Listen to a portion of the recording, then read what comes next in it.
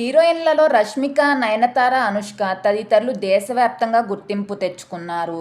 మరి ప్రస్తుతం ఉన్న దక్షిణాది హీరోయిన్లలో రెమ్యునరేషన్ ఎవరికి ఎక్కువ అనేది ఈ వీడియోలో తెలుసుకుందాం. వీడియో కంప్లీట్గా చూసే ముందు మన ఛానల్ని సబ్స్క్రైబ్ చేసుకొని పక్కనే ఉన్న బెల్ ఐకాన్ని యాక్టివేట్ చేసుకోండి. టాప్ 5 లిస్ట్ తీసుకున్నట్లయితే 5వ స్థానంలో అనుష్క శెట్టి ఉంది. ఈమె 6 కోట్ల రూపాయల వరకు తీసుకుంటుందట. 4వ స్థానంలో త్రిష ఉంది. 96 చిత్రంతో కంబ్యాక్ ఇచ్చిన ఈ బ్యూటీ 10 కోట్ల వరకు demand చేస్తోందట.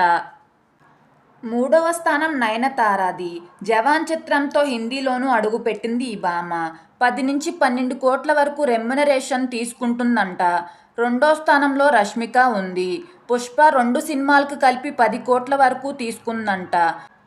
Recent box office blockbuster sensation చావాలో నటించినందుకు రష్మికకు 4 కోట్లు ఇచ్చారట.